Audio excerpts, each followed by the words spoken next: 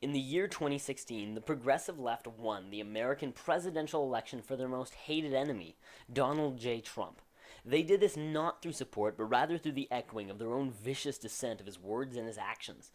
Don't get me wrong, Donald Trump as a human being is generally acknowledged as an unpalatable figure, but the left succeeded in making themselves and their candidate even less likable. Identity politics, a snobbish, holier-than-thou attitude, and a vicious hatred for anything even fractionally right of center led to a thoroughly distasteful movement, one that had a majority of its support only able to vote for Hillary Clinton by holding their nose and pushing through. Trump is a scumbag. In the words of Ben Shapiro, he's a man who has bragged about every sin he's ever committed. But for months and years now, the progressive left has been alienating themselves to the average voter even more than the orange president-elect. Indeed, the so-called social justice warrior has become a subject of widespread mockery online, and feminism has lost much of the respect it once had due to the movement's perversion by radicals and man-haters. Average people see college students petitioning for racially segregated dorms in the name of equality and think, maybe this has gone a bit too far for my liking.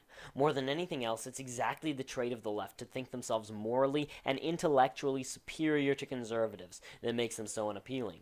It puts people off every time a Democrat voter condescendingly references the fact that Republicans are on average less educated, as if that person's degree in environmental science makes their opinions on taxation more valid. Every time a UC Berkeley student references a redneck stereotype to talk about a conservative, it makes an undecided voter who might have never worked on a farm or fired a gun in his life think that maybe he wants to oppose the side that's actually using the hateful language. Indeed, it's a joy that no longer can one simply point a finger in any direction and shout racist and still expect to be applauded. When people see videos of Trump supporters being beaten, having their signs destroyed, having their cars smashed, and their dignities trampled upon, they don't fall for the left's victim narrative anymore. No longer is the left able to be spitting on a conservative one moment and claiming to be oppressed the next.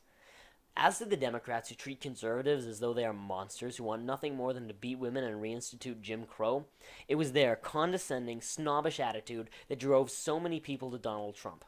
And those people were justified. At last, they say, we have a man who doesn't give a damn about what these people have to say. At last, we have someone who's going to spit in the faces of all the narcissistic actors and politicians and late-night show hosts that try and instruct us on the way we should vote and the way we should think. At last, we have someone who's going to tell us that maybe we aren't bad people, and that we are what can make our country fantastic. At last, we have someone who is telling us that our nation is, at its core, good, and not that it's an evil place for which we are to blame. And those people, maybe scared of the shame of admitting that they wanted to try for that change, maybe proud of it, came together and pulled off one of the most stunning election wins in American history. And the group we have to thank for that is the American Progressive Movement. If Democrats want to offer a truly appealing message, they need to pull their heads out of their asses and stop with the identity politics circle jerk. They need to stop trying to one-up each other and who can be more offended by Columbus Day. They need to stop telling anybody who might be skeptical of illegal immigration or worried about their safety from terrorist attacks that they are stupid racist bigots. Because you kept doing that, and now we have Donald Trump as our president-elect. So, thanks, college students with nose piercings and blue hair, for putting people off with your open disgust.